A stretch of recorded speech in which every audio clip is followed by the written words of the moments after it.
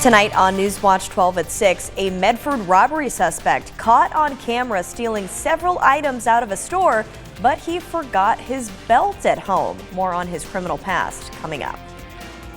And are you sick of hearing about the election 24/7? Well, you're not alone. How to deal with election burnout coming up. And Ashland has been named one of the most relaxing places in the country, where it ranks and what allows Ashlanders to relax. Those stories and much more news coming up next on NewsWatch 12 at 6. Watching out for you. This is NewsWatch 12 at 6. We begin on the Crime Watch tonight. A man known as the Pantsless Bandit is in custody after a robbery and assault at a Minute Mart in West Medford, sparking significant community concern across social media. Thanks for joining us for NewsWatch 12 at 6. I'm Haley Gravitt. NewsWatch 12's Samantha Cadera has more. 27-year-old Ira Ponder has a lengthy criminal history dating back to 2017, with prior charges that include private indecency, possession of heroin, assault, and first-degree burglary. In newly released footage from inside the Minute Mart, Ponder is seen being recognized by an employee who asks him to leave the store. After a brief argument, he grabs an energy drink and a snack, attempting to steal them. The employee bravely blocks his exit, leading to a struggle where Ponder violently shoves her, causing his pants to drop in the process. The chaotic scene captures the tension as he ultimately escapes from the store, prompting significant reactions on social media. Ponder is currently facing charges of third-degree robbery, third-degree theft, and first-degree burglary, along with potential assault charges, and he is set to appear in court on November 1st with bail set at $20,000. Reporting in Medford, Samantha Cadera, NewsWatch 12. And on the Crime Watch, the woman arrested on the fatal hit-and-run crash in Medford is having her pretrial conference date moved. Cassie Cavagnaro is accused of the hit-and-run death of 41-year-old Jason Thomas on October 11th. Cavagnaro pleaded not guilty to multiple charges related to the incident, and the judge set her bail at $1 million. Her next court date is scheduled for January 27th of 2025. And that is the same date for another pretrial conference of an Ashland man facing murder charges from an incident in September of 2021. Ariel Scattergood is being charged for murder of 38-year-old Megan Rodriguez, who was stabbed to death. He also faces additional assault charges for attacking a man and abusing a dog. His pretrial conference is also on January 27th. More Crime Watch tonight. The Ashland Police Department needs your help finding two package thieves.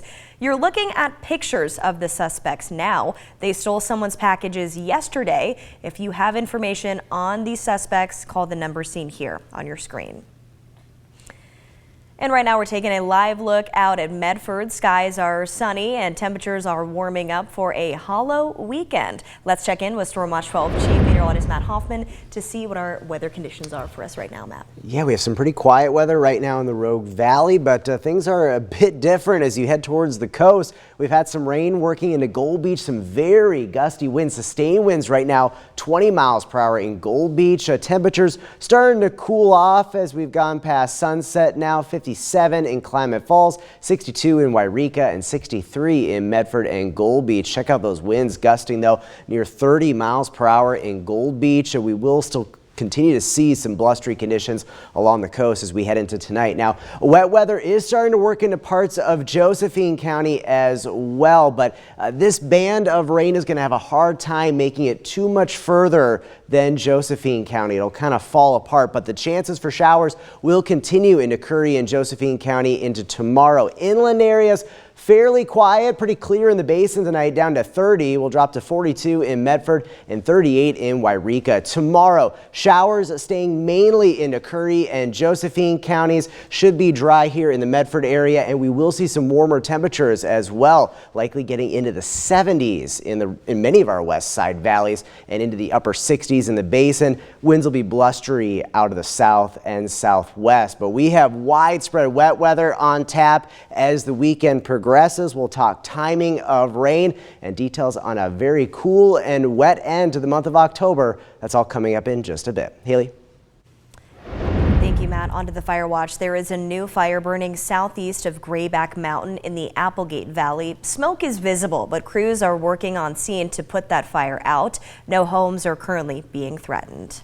And crews are monitoring an area near Montague after a prescribed burn today. CAL FIRE Siskiyou unit says that the burn treated 96 acres. They will continue to watch it and make sure that it stays a success.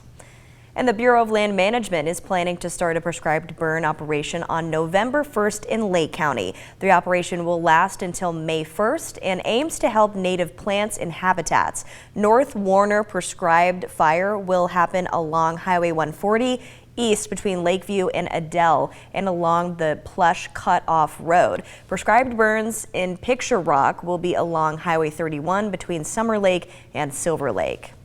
And fire season is officially over in Klamath and Lake counties. The change went into effect at 12:01 this morning.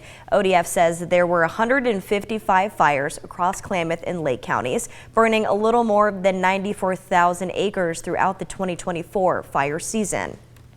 And the end of fire season means burning permits are available again. Chiloquin Fire and Rescue say burn season starts today and you can call the office to get a permit. Open burning needs to be monitored at all times and residents must have a shovel, rake, and garden hose with water at all times. To get a burn permit, call the number seen here on your screen.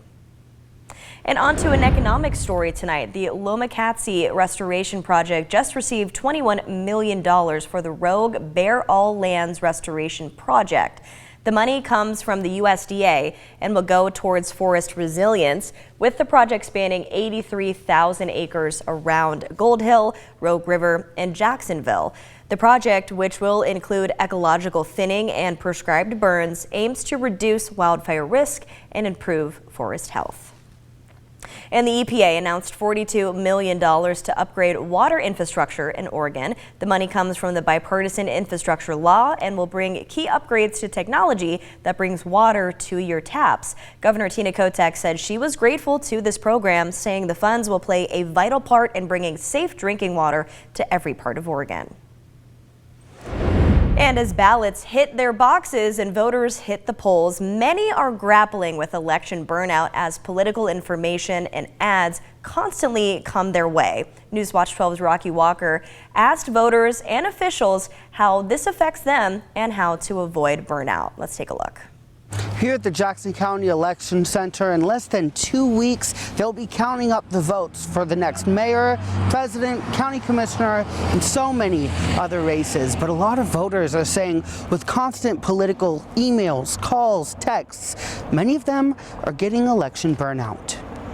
You are probably the best judge of what is enough, and if you find yourself, frustrated, anxiety, your mind won't shut down when you go to bed at night. I experience all those things as an election official, but for different reasons. Then maybe it's time to take a step back. Voter burnout, a problem many are facing when the political ads, phone calls, texts, and communication becomes too much. It brought a disillusionment for many voters towards the election and can cause some to steer away. But for some, it's an annoyance they avoid while still staying informed. I have the choice to touch, my phone and answer, and I don't. Ignore what you can't stand. Just you got to get your own space. While being an informed voter is important, knowing your limit and stepping away from your screens can be vital to keeping you from getting burned out. In Jackson County, Rocky Walker, NewsWatch 12. And a reminder, less than 2 weeks out from Election Day, so you're running out of time to brush up on your ballot. But our election page is up and running, so you can head to KDRV.com for all the information you need to know about the upcoming election and all the local races happening right now. You can also prepare to head to your polling place by looking at all the in-depth statewide measures we have for Oregon and statewide propositions we have for California. We do have a full list of races for Jackson, Josephine, Klamath, Curry, Lake, and Siskiyou County. Now on to a traffic alert in Klamath Falls. The rail crossing at Portland Street will close next week near Crater Lake Parkway. Starting Tuesday, October 29th, the closure will be in effect from 7 a.m. until 6 p.m. This goes until Friday, November 15th. Detours will be in place for alternate routes. And looking at a health watch, authorities say some dogs have gotten sick from drinking water in the Klamath Basin. The cases are connected to a 1,000-acre piece of wetland habitat in the Lower Klamath National Wildlife Refuge. Refuge staff say that they have heard reports of head and paw swelling as well as eye problems. They are investigating the cause of this. Owners are advised to keep their dogs away from the water, and if your pup shows signs of being sick, take them to a vet immediately. Over in Siskiyou County, the county is hosting a pop-up vaccination clinic next week in Montague. The clinic will be open from 11 a.m. to 1 p.m. on Monday. It will offer flu, COVID, and shingles vaccines, plus all the vaccines required for school. It costs $9, or it can be free if you qualify for certain programs. For more information, you can call the number here on your screen. And in Jackson County, a new study says Ashland is one of the most zen places in America. A study from Mission Connection ranked cities across the country based on Google review scores. Ashland was ranked number 7, being praised for its wellness spas, yoga studios, and holistic health centers, as well as its beautiful mountain setting and access to the Oregon Shakespeare Festival. The study has Bend at number 6, and the number 1 most zen city was Sedona, Arizona. And if you are a high school student with a passion for art, listen up. The Medford City Council hosting an art contest until November 22nd. Each winner will receive a $1,000 scholarship, and their art will be displayed at Medford City Hall. This year's theme is community. The Medford City Councilors will choose the winners in December. And looking ahead, Ashland's Monster Dash is tomorrow, and this Saturday families will participate in a 5K, 10K, or just a mile run in their favorite Halloween costumes. We're seeing video from past years. Proceeds will support Ashland Public Schools through the Ashland Schools Foundation. And in addition to the races, there will be music and family activities. Today is your last day to register, so last chance tickets range from $25 to $35. And we are in the final weekend of our 34th annual Coats for Kids campaign. Your donations have been pouring in for the last month. It's always amazing to see how much community support we have in Southern Oregon and Northern California for kids needing warm winter coats. NewsWatch 12 Sports' Peyton Manny joining us live at Crater High School ahead of some Friday night football, and she's got a barrel there for us. Can you tell us how people can donate at the game, Peyton?